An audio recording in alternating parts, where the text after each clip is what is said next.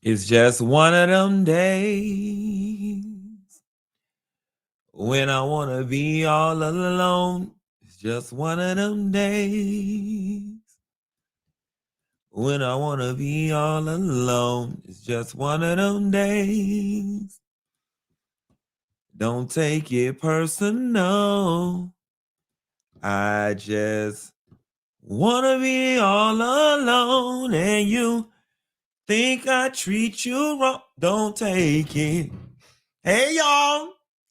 Happy Tuesday. Happy day after Martin Luther King Day. I'm going to tell y'all something. Today is one of those days, and literally in this moment right now, y'all are witnessing me gas my own self up to come to work. We've all had them days. You know them days where you be in the car and you just got to talk to yourself before you walk into your cubicle job. And so first things first, one of you low down whores, no man having whores, got on here last week and gonna say, yeah, Funky Dineva, you have good skin, but I could tell when a person have on makeup and you have on makeup. You see this? This is called a white rag test, because it's a lot of y'all hoes that are white rag or humble, especially if you put it in between your legs and in your butt. This is what we call a white rag test. Okay, I am taking my Buttah silky soft towels and I'm going to perform a white rag test in front of you. Matter of fact, hold the line. Hold your MF line. Hold the line, bitch. You better hold it.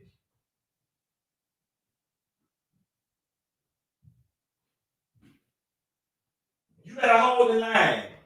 Because whoever you is, I'm finna humble the hell out of you right now, baby. That's one thing about me. I might talk a lot of SHIT, but I ain't never had to lie.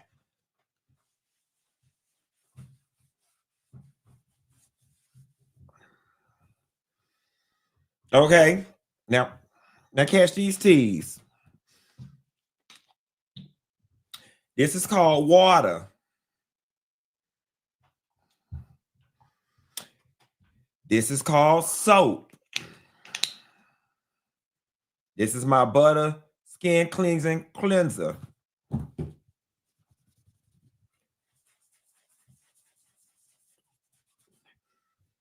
Well, love. Well, love. Just a little net. Well, love. Now I don't got this damn soap on my face. You could just get this soap off my damn face. Well, love. Okay. Ain't no makeup be. Now, if you want to have good, beautiful skin, okay, get you the starter kit. Like I said, the Buttah silky soft towels, and you want to get the introductory kit, okay? Skin transformer kit, 3-step products, soap, vitamin E serum, and conditioner. In the words of Beyonce, some of y'all be lying, but I really did wake up like this. I woke up like this. Now, I might not have no eyebrows, and I don't know if they got no eyebrow product. But I woke up like this. And y'all wait to the other. Somebody said the lint making a.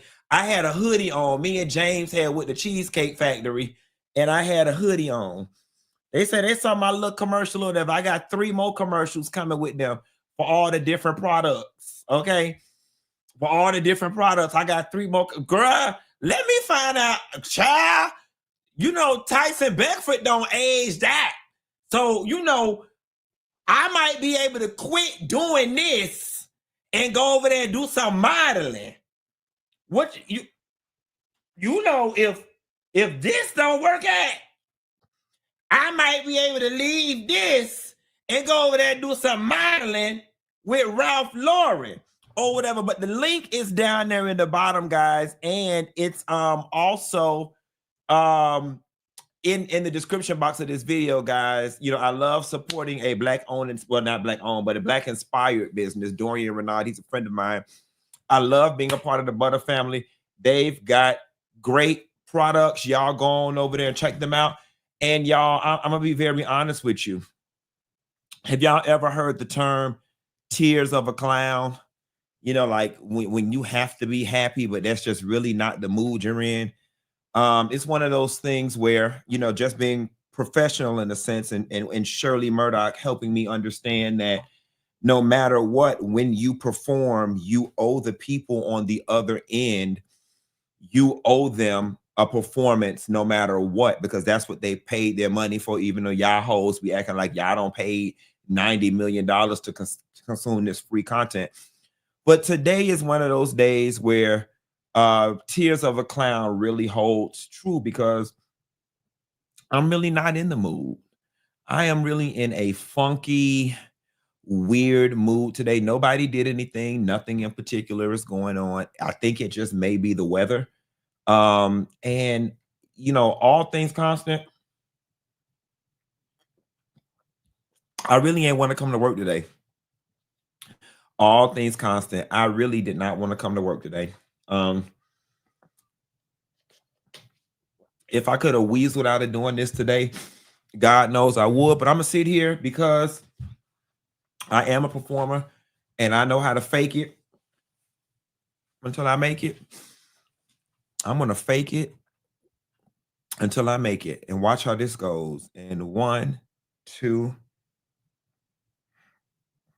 Yes, God, honey, that's a girl. Let me tell y'all something. Did y'all get into everything that's going on this weekend? Now, one thing about it, 2 things for sure, and 3 things for certain. This is definitely going to be a Trump-free space.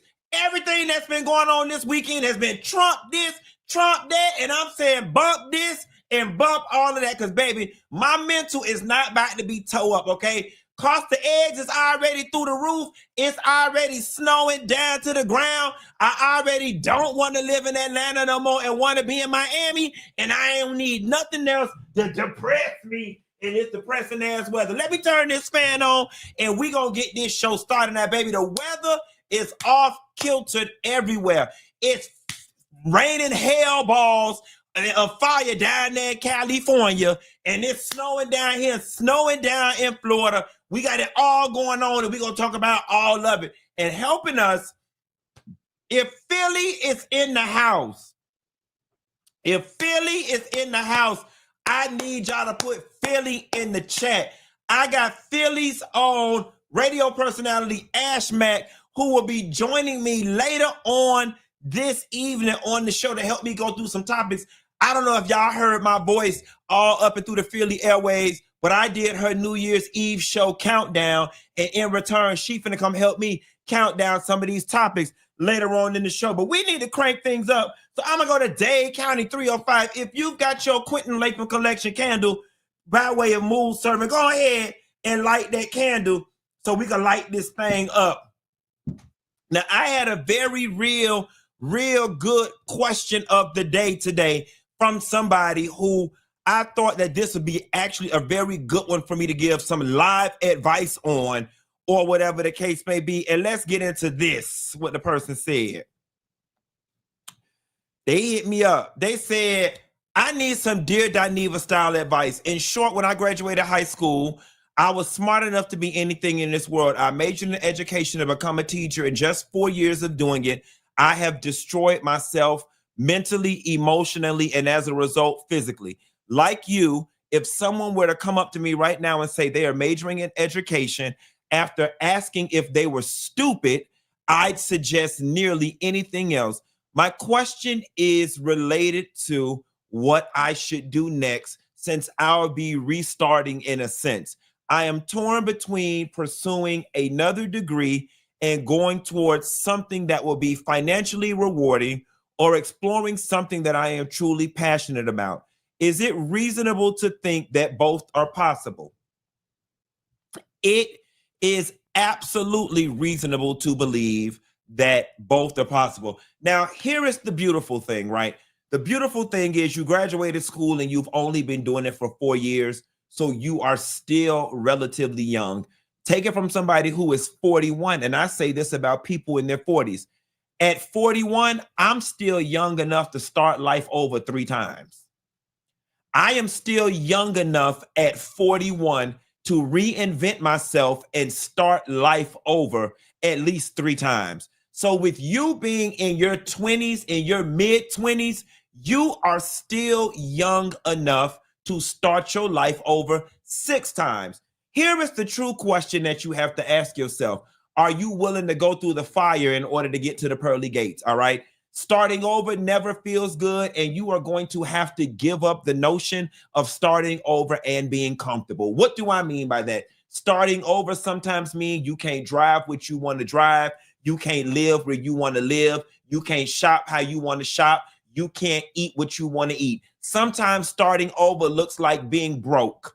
Okay. More times than not, starting over looks like being broke and coming up under a lot of criticism from a lot of people. And that's the discomfort that a lot of people are not willing to endure.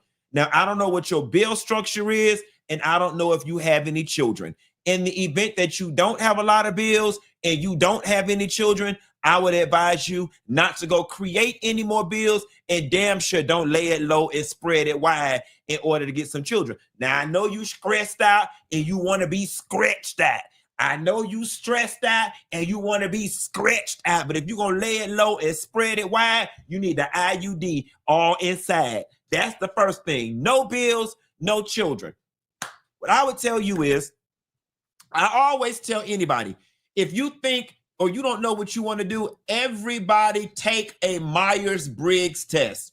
For those people who have a hard time understanding what direction they should go in, they don't know what to do, you need to start with a Myers-Briggs test or any type of career personalities test. What is a Myers-Briggs test? It's a series of questions that will ask you, do you like this? Do you like that? If you are in a grocery store, are you more likely to smile at people or put your head down? Do you like to be in a crowd or do you like to be at the library? It asks you all those different questions. And at the end of the test, it will spit out 30, 40, 90 careers or industries that you should be in based on your personality. That would be a great starting point for you. Now, here's the other thing. I think more people than not know what they want to do, know what they like, know what they're passionate about. They're just scared to say it out loud because they've never seen anybody else do it, or they are scared that somebody like them, it'll never happen for them, or that there is not a clear, concise, textbook way of making a living doing what they love. What do I mean by that? There's people out there that say, well, I like to draw. I'm passionate about drawing. But then instantly they're like, but there's no jobs in that. That's BS. Yes, there is. And I think a lot of times people focus on the end where all of the attention needs to be focused on the beginning. Whatever it is that you are passionate about, that is where you need to start. You start with passion. Whatever it is that you are passionate about, you start there. Then you take your skills, whatever your passions are, and there may be several.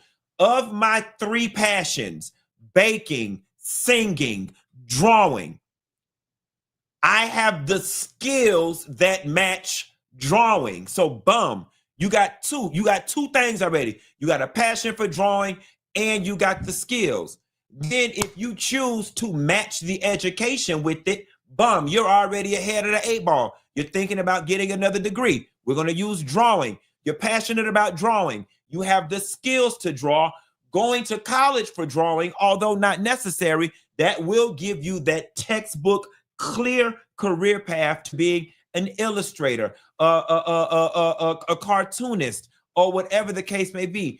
You being happy and doing your passion might require you to move, but I'm here to tell you that everything you need to be successful, my dear, is already been put inside of you, and everything that you were looking for is on the other side of that discomfort. And that's the God honest truth. There is no quick answer. There is no 1, 2, 3. But I'm here to tell you, you know what it is you want to do with your life, and you know what you want to be. All of us do. What you have to do is you have to develop tunnel vision and clear the noise. More times than not, money is the noise or acceptance is the noise. Stop thinking about what something pays. Stop thinking about, yeah, I want to be this, but it's not a whole lot of jobs available in this. You don't need a whole lot of jobs, my dear. You only need one. You don't need a whole lot of jobs. You only need one. Okay. So don't let those types of things be the deterrent of you pursuing. And again, in this case, I keep using drawing as the example. Don't let the fact that there's not a whole lot of jobs in drawing deter you. You don't need a whole lot of jobs. You only need one. The other thing, for those of y'all out there talking about, I don't have the time. I want to go back, because whatever you might want to do requires you to go back to school. And you keep saying, I don't have the time. That is a lie. Okay. One thing pledging Alpha Phi Alpha taught me, for those of y'all that think fraternities and sororities is a bunch of bullshit, pledging taught me, bitch, borrow from your sleep. Whenever you don't have time for something, you got a whole repository of time back there in your bedroom, and it's called sleep. You borrow from your sleep. Pledging taught me you only need 4 hours of sleep. Okay? If you don't have time, borrow from your sleep. That is where you find the time. You got kids and all that. Your kids go to bed. You borrow from your sleep. Long story short, everything you need to be is already inside you, and you know what it is. You know what that thing is that brings you joy. And it might be something as trivial as every time you go to Macy's and you flim your hands through the damn clothes, you feel a hit of dopamine. And bitch, maybe you need to be a stylist. Maybe you need to be a costume decorator, but you don't know how, because you live in the middle of Alabama somewhere and you ain't never seen nobody with no costume jobs in Alabama. Then pick up all your shit and move. Pick up all your stuff and move to LA, to Atlanta, to Miami. But again, it's that discomfort piece. What you want, who you are, and what you need in order to be happy in life is on the other side of that discomfort. That's the best that I got for you. You and everybody else on this thing. And you know what I'm saying? And if you fail, you still young, then you try again. The only failure is not trying. Okay. And all of that stuff you rush into, cars, clothes, a place to stay, all that stuff is arbitrary. It's replaceable. You can get it again and again. Your credit could get towed up. You could fix that again and again. You are still young. My advice to anybody in their 20s, if you don't like some shit, walk away from it. Try something else. If you don't like that, walk away from that and try something else. It's not as easy if you have children. I understand that, but you got 17 more lives left in you at 20 years old. Do not spend it being miserable and bitter like a lot of these baby boomers. They got a good job. Yeah, you got a good job, but you got cancer and rheumatoid arthritis and a whole bunch of other stuff, because that good job that you slaved away from for 40 years left you with alopecia. Go find your happiness. You only got one life to live. Either you're going to live it or it's going to live you. Okay? That's all I got on that. Moving right along, y'all. Let's get into these weather patterns. Child, the people say it is snowing down in Florida. It's snowing down. In Florida, don't know what to do. This Pensacola right here. Look at it. Just coming down. Coming down. Now, I don't know about where y'all living at, but in Atlanta, it started snowing earlier today here. It has since stopped. But around 4 o'clock, the snow started coming down. Started as flurries. Started coming down pretty rapidly. It's all since then melted, and praise the Lord. But it is supposed to be down to 15 degrees later on today down to the Atlanta. You know, it's snowing up in Tallahassee area. If you are somewhere in Florida or in southern Georgia or in Alabama where it normally does not snow, please drop your city in the chat. Even Texas out there, they saying it's snowing out in San Antonio. if you are somewhere where it normally does not snow, like New Orleans, baby, they say New Orleans is out there doing all that, baby. They said it is crawfish. The people said they got crawfish and stinking ass all in the snow all over New Orleans.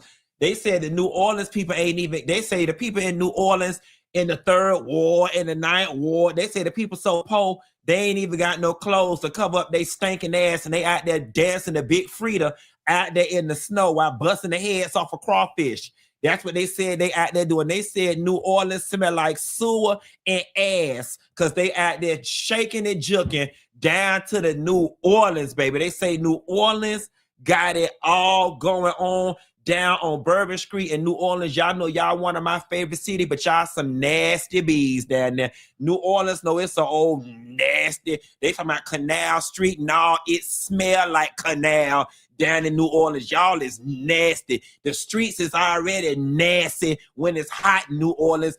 Piss and spit and throw up all up and down Bourbon. Now you finna add and compound that with ice water and sewage and homeless and ass juice from y'all dancing the Big Frida all up and down New Orleans and busting crawfish and all that stuff down in New Orleans. It's just nasty. The tourist division, tourist bureau, people say don't even come to New Orleans because you might leave with a whole bunch of syphilis like Houston. You know Houston nasty. Houston got the #1 syphilis in the whole United States of the world. And they say if you don't want your ass in between your legs and in your butt to look like a Nestle Crunch bar, stay the hell out of Houston and stay out of Louisiana because it's just going to be nasty. But it's snowing down there. What somebody said, Funky, I'm 6 weeks postpartum and you have been one of my shining lights. Thank you for your spirit's blessing and all. Prophet Funky, the quickest way to lose a man is to have a baby from him. And your ass went and had a baby from him, child.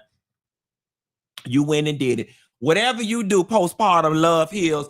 If you feeling bad and you feel like you want to take yourself up out this world, you drop that baby off to your mammy house. Okay? You take that baby around your mama house and you carry that baby around to the fire station.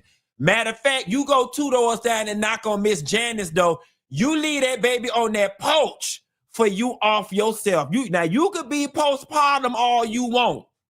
You could be in depression all you want. But you take that baby, you carry that baby around Publix and leave it up there. You leave that baby to the register. I wouldn't give a damn if you carry that baby up to Home Depot and leave it in the bathroom. Don't you do nothing with that damn baby. Now, if you feel like offing yourself, Lord knows, we don't want you to do that, but you leave that damn baby alone. Matter of fact, go on around there and knock on Janice door now and tell her you ain't feeling like yourself. Tell Janice you ain't feeling like yourself and you just need her to watch that baby till you get your mind right. Okay? But leave that baby on that porch.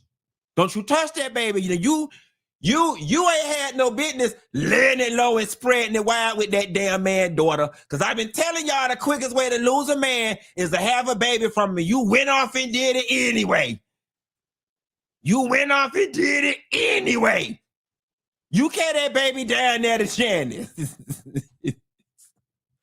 You hang in there, love. I know we was joking, and I hope it brought you some laughter. Postpartum, and for the record, postpartum doesn't necessarily mean depression. It was just a great way for me to have a riff about leaving their babies down there Publix. What would y'all do if y'all went in the bathroom at Home Depot and somebody actually did take my advice? Ash Mac, you be ready in about 5 minutes.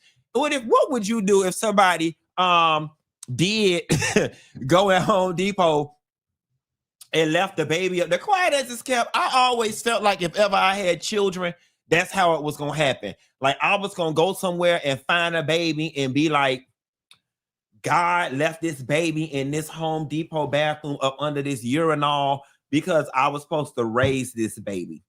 I always figured if I had children, that's how it would go down. Nevertheless, stay the hell up out of New Orleans. Oh, excuse me, y'all. I had to work myself up all in my nose and in my butt. Last but not least, honey, when it come down to this snow, in Atlanta, y'all know we ain't equipped for this. Child, down here in Buckhead. Dude, there's no way Okay, I'm driving so slow. That's insane. Done slid into the Buckhead Saloon. Oh my God, their car and the saloon, dude. Now we can't even go down to the, but if anybody know anything about Atlanta, the Buckhead Saloon is one of the bars down in the bar district. Now we can't even go down there and get white boy wasted and get played with in between our legs and in our butt with the college frat boys, okay? We can't even go do none of that because this don't ran their car in there and messed it up. And they know people ain't got no insurance. Times is hard. The first thing people is doing is letting go of useless bills like insurance. Insurance is one of the most useless bills a person can even ever carry. Health insurance, building insurance, car insurance, especially when your bills is backed up. That is the worst. That's the first thing to go. Baby, when I need to float some money, that is the first thing to go. Now, I'm going to tell y'all might not believe me. We are already in phase 3 of the rapture, okay? Because it's snowing and we on fire at the same damn time. The fire this morning as 2 wildfires are burning in San Diego County with powerful Santa Ana wind gusts creating dangerous fire conditions, officials are saying. Both the Lilac Fire and the Palo Fire started early this morning, and they're threatening homes and businesses. This is according to CAL FIRE this morning. Here's what we do know. As of now, the Lilac Fire has burned approximately 50 acres with a moderate rate of spread. The Palo Fire has consumed about 30 acres, and officials say they have stopped its forward rate of spread. But you can see right now what firefighters are dealing with this morning. We can see just.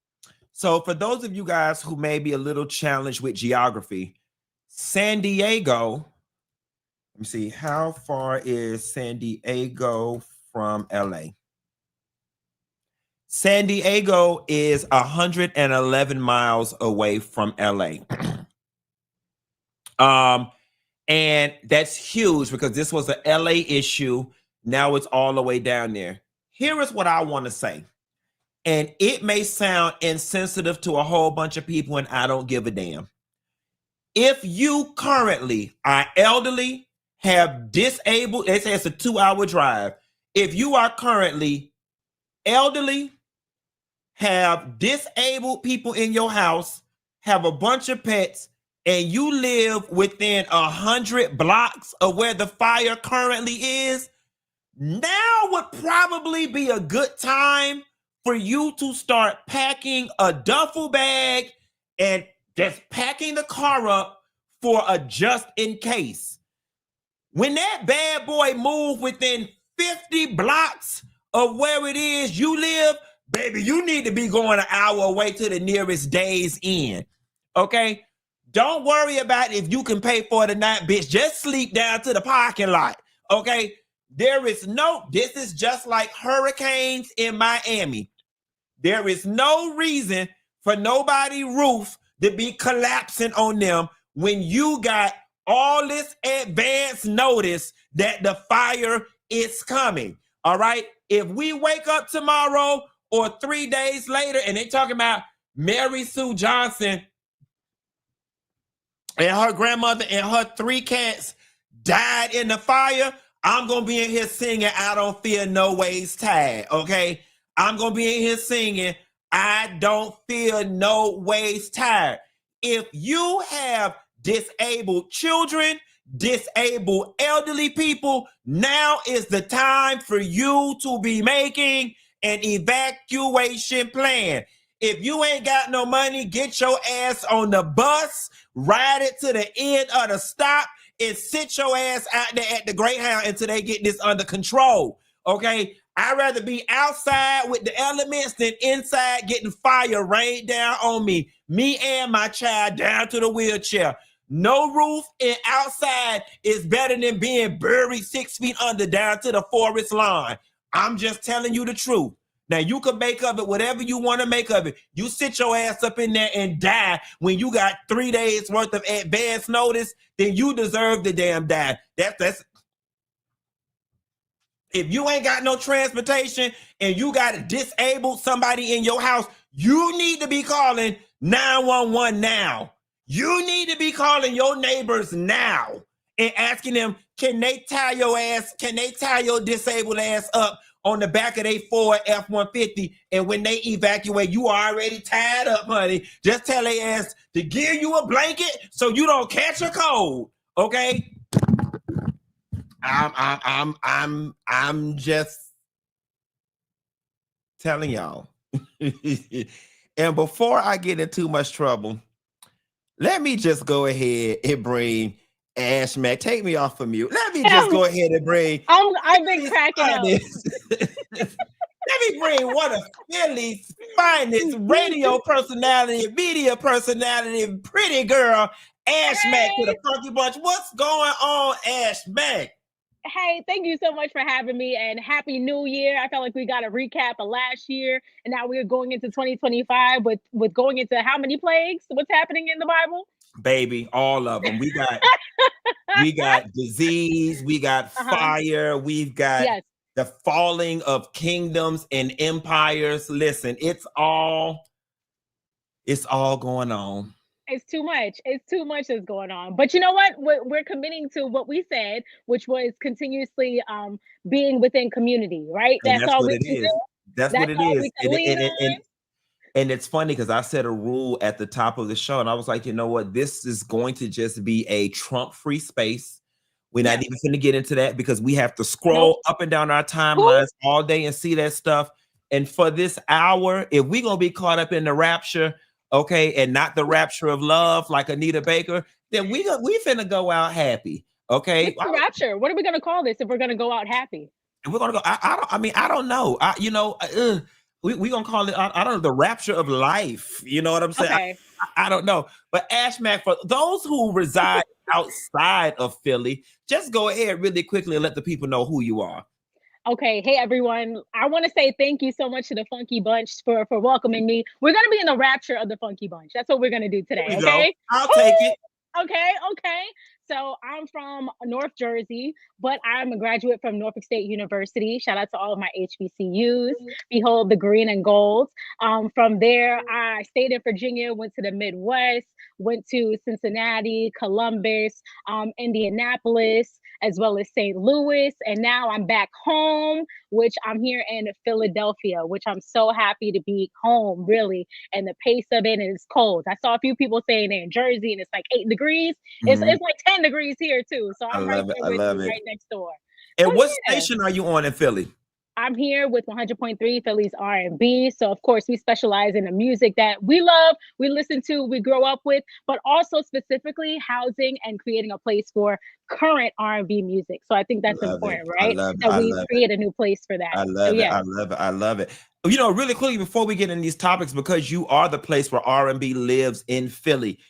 Is R&B dead, or do you feel it has been given a rebirth? And if you feel it's been given a rebirth, who are some of the guys and girls that you think are responsible for giving R&B this rebirth?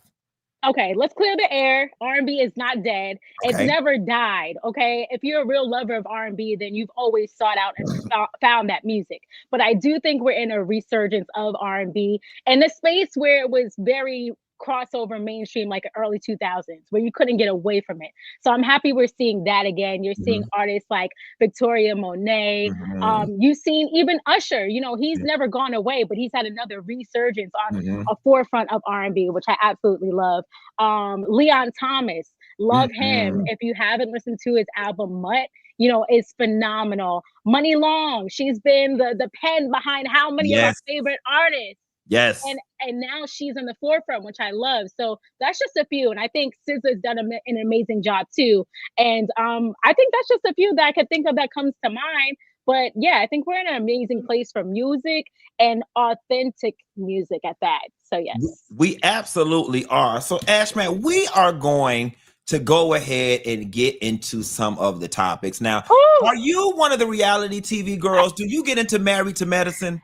I am but not Married to Medicine. That's my Okay. mom's show. So I'm like, Okay. I try to keep up with what's happening, what's at the tip of everyone's tongues. What are they Okay. talking about? So you can teach me a few things. I'll teach you a few things. So guys, Okay. we are about to get into a subject that's probably going to get me into a little trouble personally because Dr. Heavenly is one of my friends, but what I'm about to show you guys, I just can't get behind.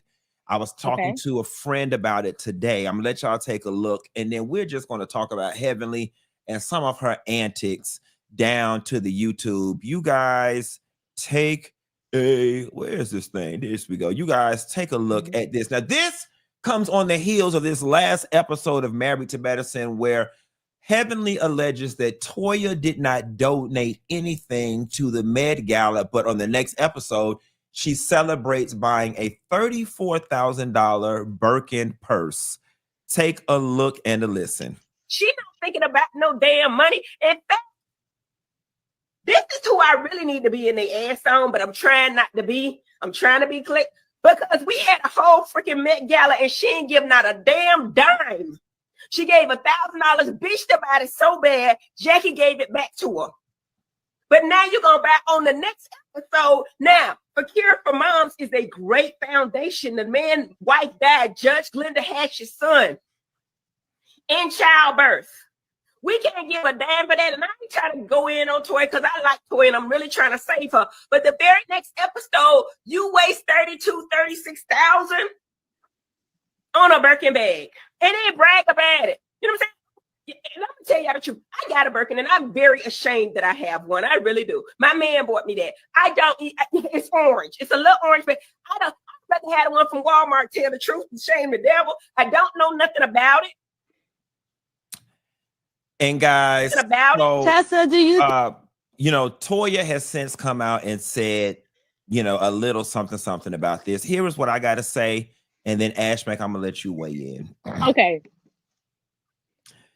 If Dr. Heavenly was sitting in front of me right now, I would look her dead square in the face and I would say, friend, the jig with this YouTube thing, it's up.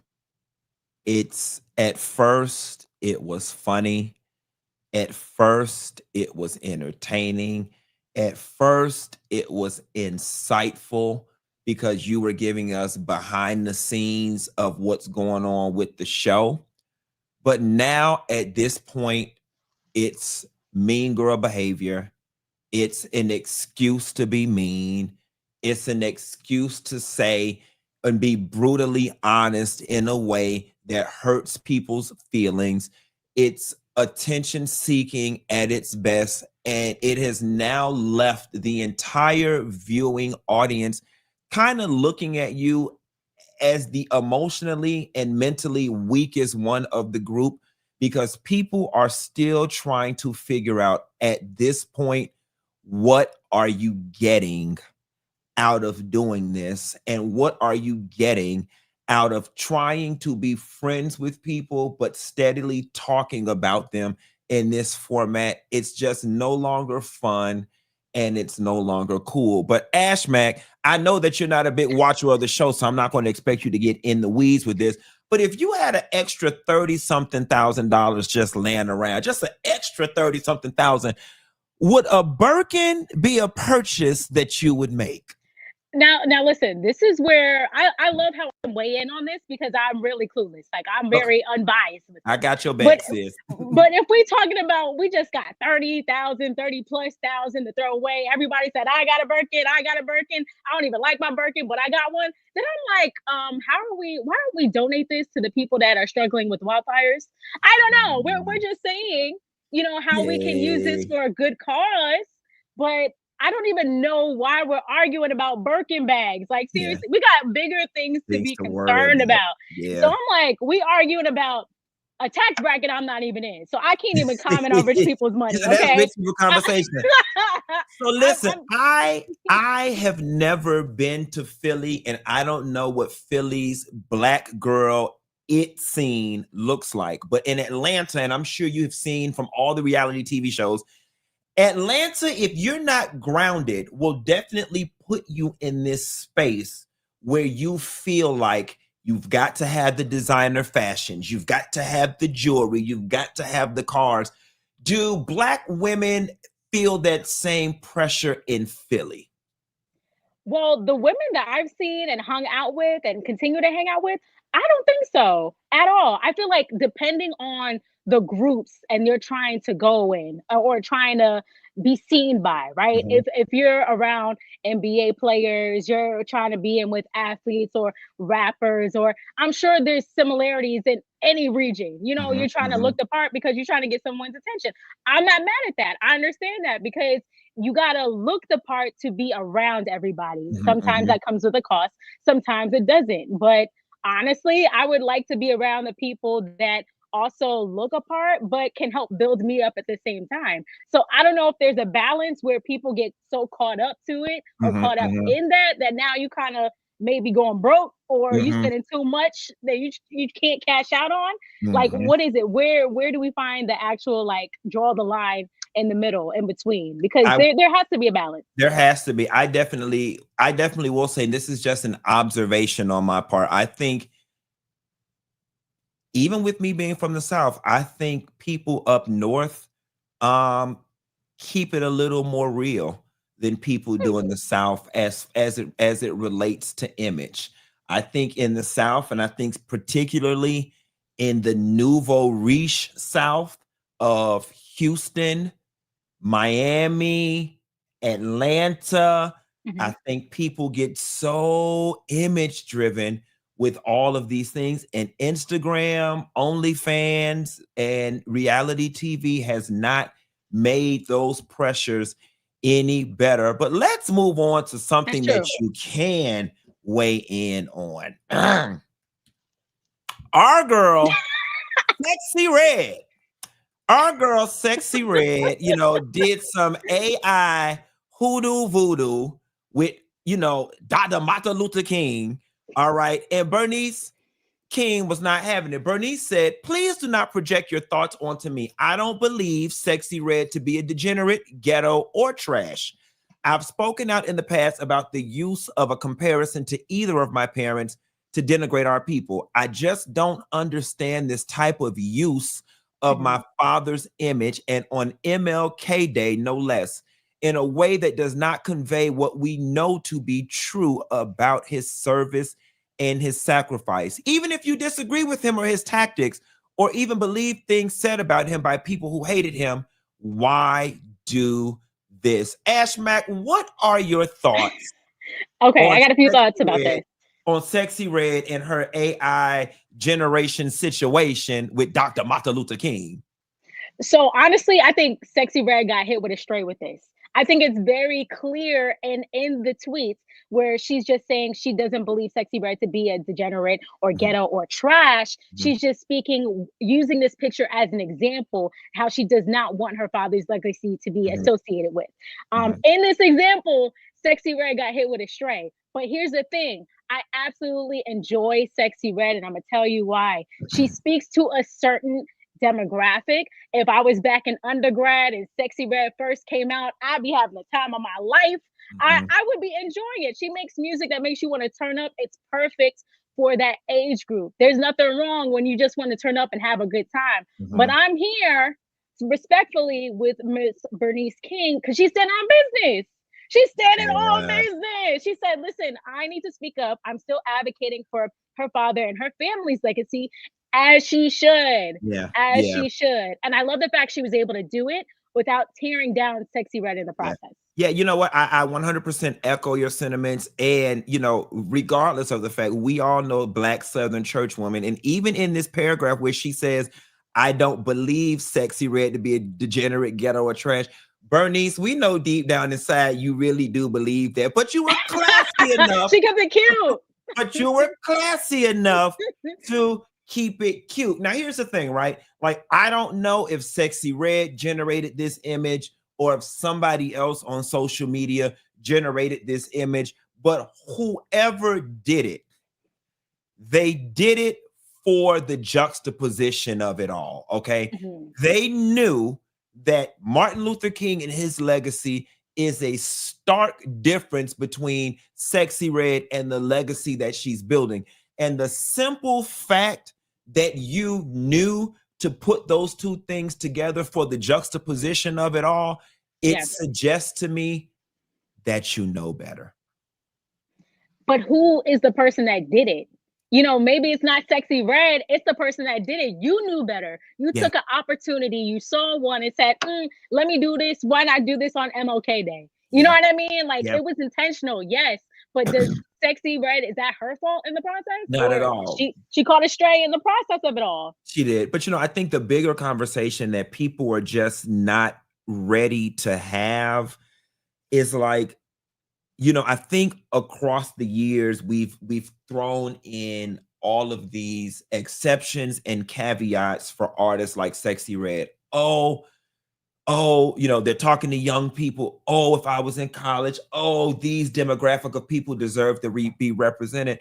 And there is something to say that we don't have mainstream artists of other cultural and racial backgrounds that do the same thing. And granted, while I was never a conspiracy theorist, I am starting to somewhat subscribe to the idea that some of the images that are pushed throughout our community are intentional to keep us in a mental prison of poverty and degeneracy. Yeah, I'm definitely, I subscribe to all of that, because all of those conspiracy theories, because outside of that, let me go to this part. I do think us as Black people of African descent, African Americans, Black people, whatever label you want to associate yourself with, right? I think that a lot of times society always tries to tell us, one person, you represent all of us. And that's the problem. I think like when we saw that come up with Will Smith and the slap, right?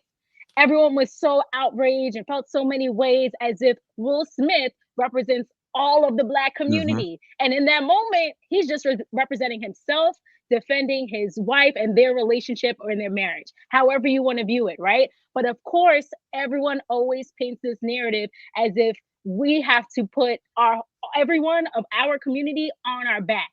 So however you act is going to represent all Black people in its totality. And that's the concern, because sometimes, no, I'm not trying to represent everyone.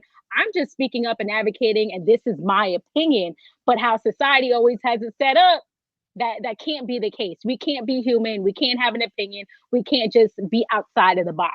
So, yeah, a lot. And just for clarity, guys, Sexy Red, whether she created the image or not, she definitely did retweet it. So she does have some culpability in all of this. So on to another exhausting conversation in the Black community is this conversation of colorism. And there was a situation on Love and Hip Hop. I'm not going to play the audio because I don't want the monetization of this video to get lost. But there was on Love and Hip Hop Miami, there was a situation between Flo and Amara where they get into it. It's a women's positivity dinner. And, you know, Amara challenges her and says, you're supposed to be at this thing with all these beautiful Black women and you're up here selling beauty bleaching cream.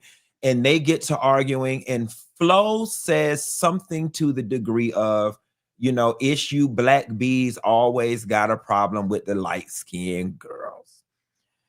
And very exhausting conversation, right? And then it gets layered because Mena joins the conversation. But I want to start at the top with the conversation. Now, guys, I'm going to tell y'all something. I'm going to tell you my experience as an inner city Miami youth. And this is going to sound so divisive, but I'm going to say it anyway. Them Haitians and them Jamaicans in Miami with that bleaching cream, a lot of them did carry this attitude that light skin was better than dark skin. A lot of them walked around looking like glowworms because they used bleaching cream from head to toe. That was one experience. And then there was another experience where there was a certain demographic of the quote unquote pretty light-skinned girls in school that thought that they looked better than the dark-skinned girls.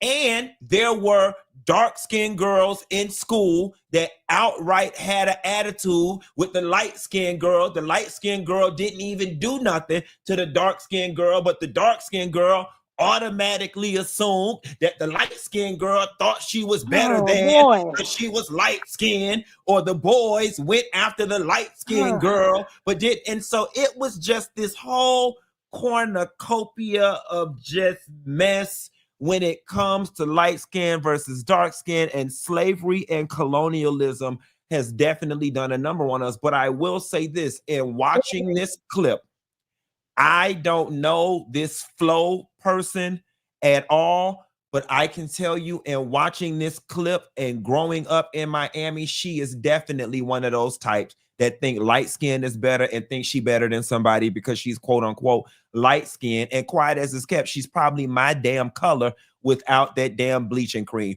Now, Ash Mack, you are a young lady of a little lighter persuasion. I mean, would you classify yourself as brown skinned or light skinned? Baby, I am black. Okay, I am black.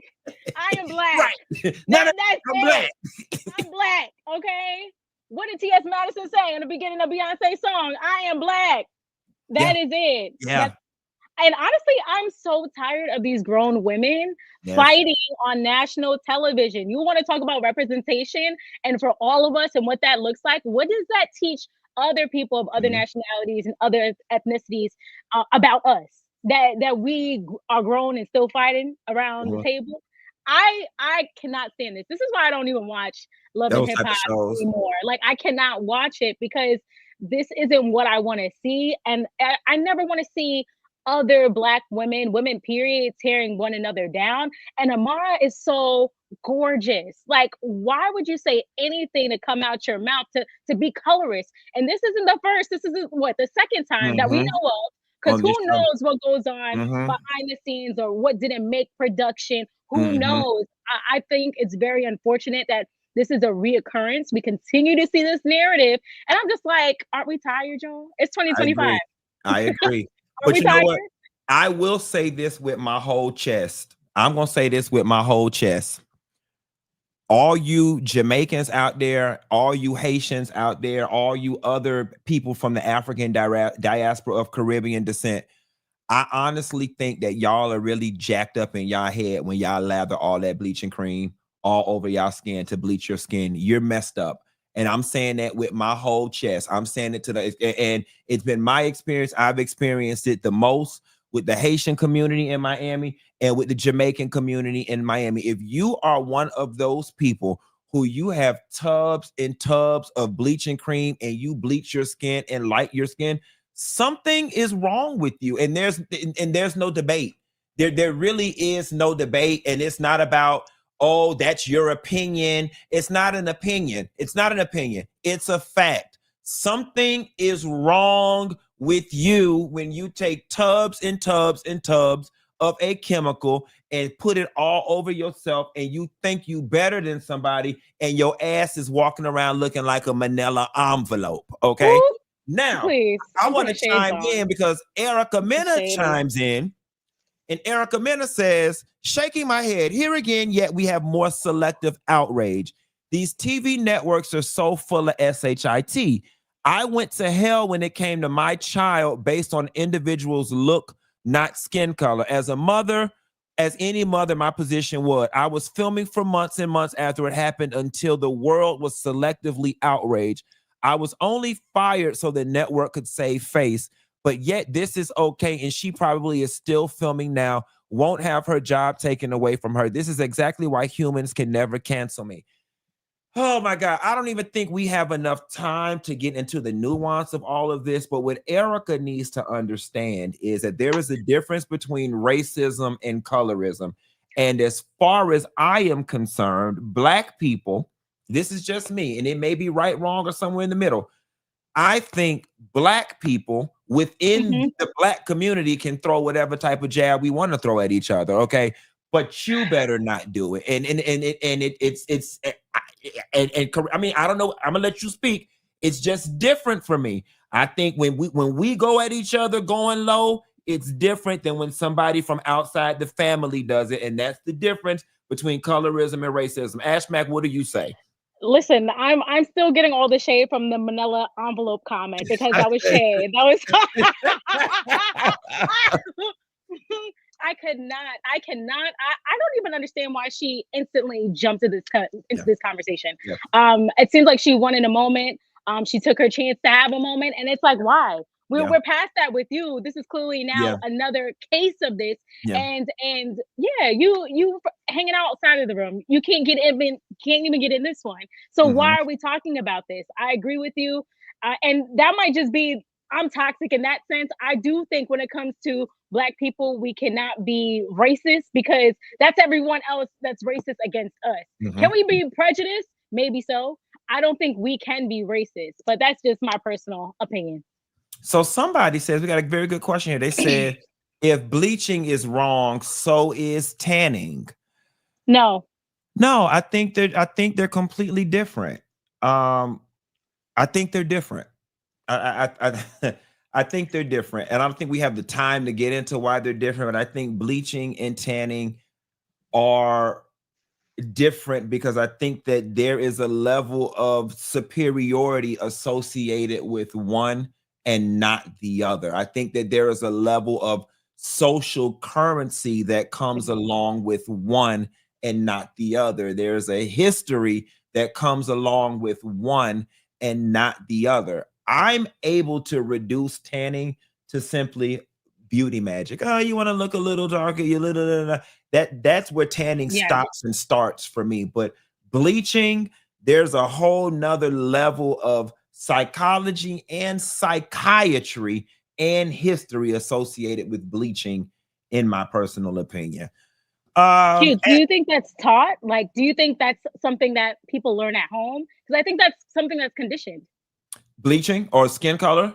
No, like you're taught at home. Like if you have a darker skin tone in your household and a parent or a guardian is telling you that's wrong or favoring somebody else in the household that's lighter, that's something that you've been taught over time. Yeah, and here's the funny thing. In many households, and I think a lot of dark-skinned people may be able to speak to this, it may actually be something that you're not necessarily taught directly because your parents said something. It could be something that you just pick up subtly on social cues. Like, I'll be very honest, growing up, I was skinny, I was dark-skinned, and I had big pink lips. And every time the kids would get on me on the playground, it was with your black ass, with your black, I know your black, I know your dog, ugly, black, monkey looking ass ain't talking.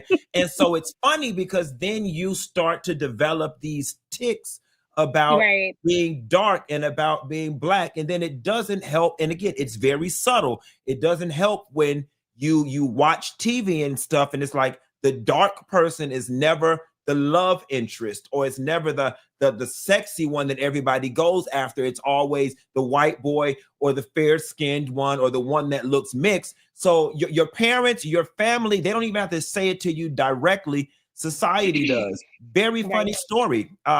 Freshman year of college, I went through this thing about being dark, and I drove to this med spa outside of the outskirts of Tallahassee and bought this bleaching cream. I'm kind of embarrassed to tell us, bought this bleaching cream, and I'm lathering this greasy shit on my face. Okay. And after about 3 weeks, 4 weeks of using this bleaching cream, I developed these like light skin, like freckle marks on my face. I guess it was working. It was beginning to bleach my face. And I was like, this ain't right, because now my face is starting to look blotchy. And it wasn't until college till I kind of like started having sex with people, and guys would be like, "Ooh, with your fine black ass," or "Ooh, your smooth black." Honestly, it wasn't until I got that positive validation from people during sexual encounters that I began to embrace, you know what I'm saying, being dark and having a different view of myself, because all of the messages that I had been sent up until I was 17, 18, 19 years old had told me that the way I looked was undesirable. So it's not always necessarily in the home, it could just be social cues and magazines and so on and so forth. But it's definitely something that men experience as well. I just don't think that there have been enough safe spaces created for men to be able to vent about their issues with colorism without being considered soft or gay or all these other different things. But guys, I'm here to tell you, we experience it too, and we go through it too. I definitely went through it. But let's move on to something else about beauty. But thank you for sharing that. Come on, Jem. Indeed. Come on, transparency. Let's come on to something else about beauty. Let's go to Shamar and Shamar's new teeth. Take a look, guys. Oh my gosh, yes. Don't look at dude. I just already did my Bitcoin. Just go look at it. Stay tuned, baby. And I can show my true family thanks to Deuce Network and thanks to Smiling LA, period. Yes. Let me tell you something, Ashmack. I just love Shamar. And I'm going to tell you why I love people like Shamar.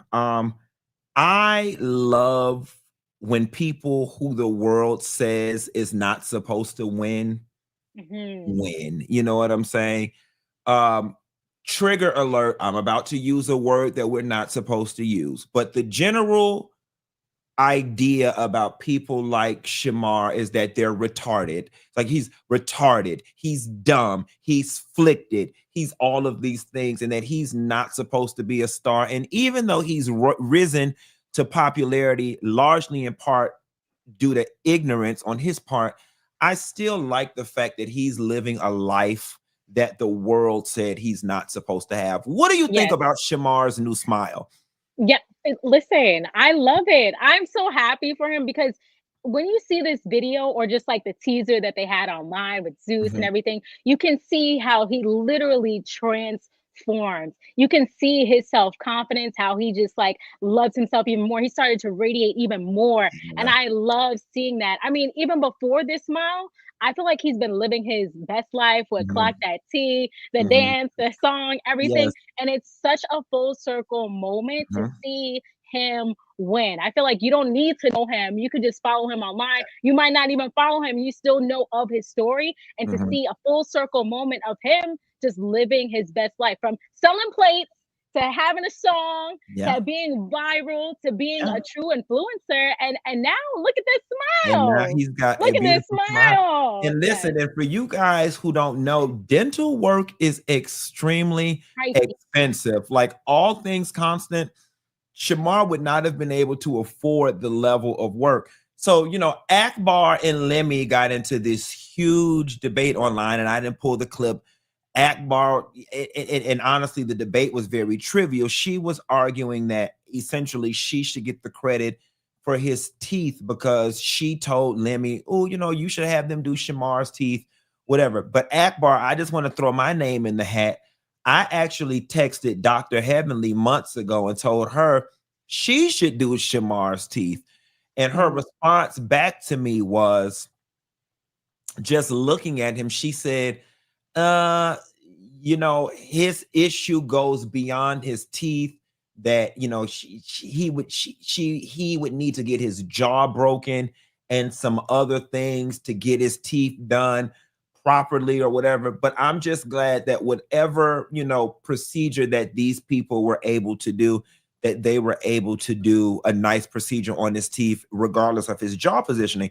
But we've also heard about Shamar being taken advantage of by people around him more times than not. And now there's this big debacle on the internet about his boyfriend, Alvo, who wanted Shamar to pay his rent, but Shamar had sense enough to not come up off of any of his money. Let's listen to what Alvo had to say, guys.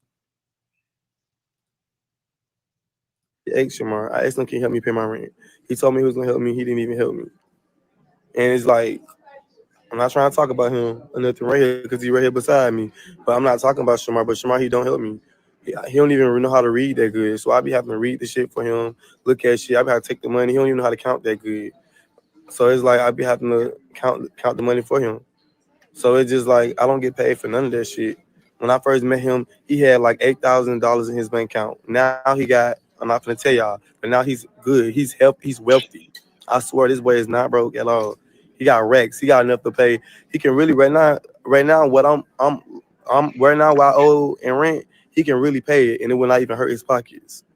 But I don't know, he probably just don't want to help me. And that's why I'm telling these promoters that I'm not going to these bookings. So this ain't now I'm trying to be funny and not going to bookings. I'm just not going to these bookings because I got to get back to making my money and shit. I can't keep doing this. Like, I'm helping him, but he's not helping me. So I told him that before I get mad and get upset and want to break up with him, I'd rather just be by myself and do my bill shit, and then we can be together and shit. But you gonna have to handle his business on his own.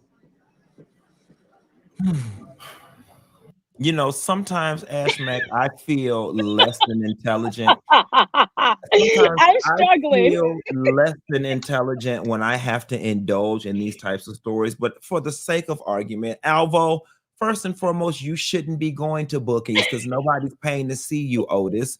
You shouldn't even be speaking with promoters because nobody is coming to see you. And this suggests to me all along that these are these bandwagon riders. You should have never not been going to work in order to help Shamar do anything in an effort to get him to pay your rent. And the sad part about it is I can just tell from the simple fact that you think Shamar is wealthy that your rent is probably only $500 or $600 a month, sir. And you could probably get a job at your nearest Checkers drive-through and pay your own rent. But shouts out to Shamar for not paying this guy's rent and allowing anyone to take advantage of him. Good for you, Shamar. And there are more videos after this where Shamar goes live and is going on about, I'm not paying your rent and I don't like the fact that you said I couldn't read and I can't count.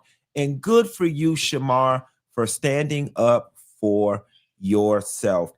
Ashman, we got 2 more stories and we're gonna get out of here. This is going to be a fun one about a mom who slapped the SHIT out of a principal. Y'all get into this. Let's see here. If pictures are worth 1,000 words, then what surveillance video records is invaluable. Tonight, this video of a principal getting slapped to the ground is turning heads in the city of Plaquemine. On Monday, the principal at Iberville Elementary was watching a basketball game when police say she noticed young children walking onto the court while the game was being played.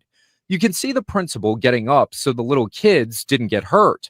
At least 2 times, she pulls the kids back while the game is in play. At some point, Plaquemine Police Chief Stephen Angolio says words were exchanged, and the mom was having none of it. The principal sitting in a chair, the lady's walking by with 3 kids in tow and one of her friends, and the principal asked her, you know, they keep your kids off the basketball court, disrupts the whole game. She obviously took offense with that, and you see her move in on the teacher puts her hand up to kind of keep her off, and she just punched her, knocked her out of the chair. Surveillance footage in the school's gym obtained by the WAFBI team shows the parent hit the principal. She's knocked to the ground. This wasn't excitement from the competition. I'm going to go ahead and end the video here because it gets lengthy. I'm going to tell y'all something, and y'all already know this. She only hit that lady because that lady was white. How did we get here? She hit that lady because ghetto black people do that type of SHIT. She hit that lady because she knew that lady was old. She knew that lady was white, and she knew that lady would not hit her back. As far as I am concerned, Department of Children and Families should come, and if they shouldn't come take all her children, they should at least take the one that was in her arms, because what would have happened had that principal in self-defense hit her back and that lady would have dropped that baby?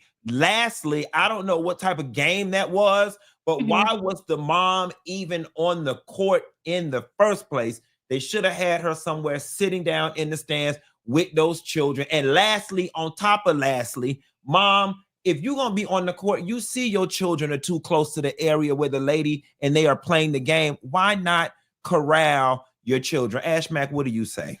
there are some people that just fly off the hinges, right? But do we know the backstory to this parent or the kids? Do we know that? We don't know any of that. So I do want to be fair in the sense of, I don't know, maybe this has stemmed from some back and forth they've been had over and over about a child or a parent or them not doing something, showing up for school, handing in homework, they participating in the game and they're not even supposed to be on the team. We don't even know what the backstory is, if there is one. But I'm just glad it wasn't a situation where you saw that principal hit a child, because then it would have been all over. It would have been viral. You think that's bad? That would have been even way worse, especially if we below the Mason-Dixon line. That would have been bad. I just hate that some of our cousins never fail at the opportunity to uphold and undergird the most negative stereotypes. I mean, she had the turban on. She had the baby on the hip. She had 2 kids right there.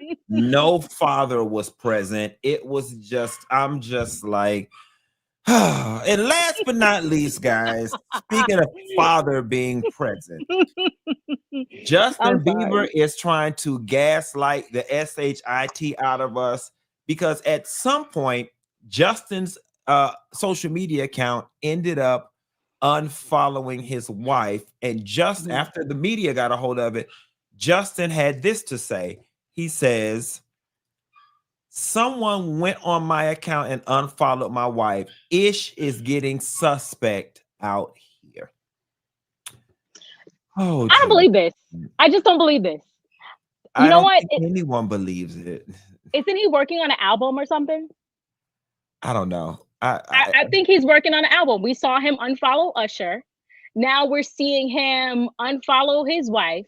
There has been different conversations about something in the home is not going as well. I don't know what their relationship is like. None of my business. But we've seen him. I don't know. I think he's working on a new project. And there have been claims of an album on the way if he's back in his R&B bag. I don't know. We see a lot of artists do this where they start to follow people, and it's to stir the pot. So it has some people's attention. What does this actually mean? We don't know. And like somebody put in the chat, 2-factor authentication is real. You know, it's so funny because what also is real is 2 people fussing, 2 people fighting, or people in a relationship just not having a good day. And Justin Bieber, I honestly think if you and your wife were fighting, I think the proper thing to have said, guys, is, guys, we had a fight. We're good now. There's nothing here to see, and move on. I think that would have been a better way to dead the story than to try to play on the intelligence of millions and millions of people. Because Justin, we're not stupid. Not to mention, you already have a slight history of substance abuse and crashing out. And every time I see Justin Bieber in the media and he's not shaved and he's looking like a homeless man off Skid Row, I'd be like, he ain't in a good place. And that is what his physical is giving these days. Justin, we ain't buying it. We not buying it. We not buying it. Ash Mac, I want to thank you so much for joining me this evening. And I cannot wait to bring my party down to the bar Philly to Philly and hang out with you. It has been real. But tell these people before we get up out of here where they can find you and what you got going on next. Thank you so much for having me. I can't wait for you to come to the city. Let me know what our plans are for 2025. And the next time I could come back with you and the Funky Bunch, okay? You can always hit me up. Yes, at Indeed. Good night, everybody. Bye.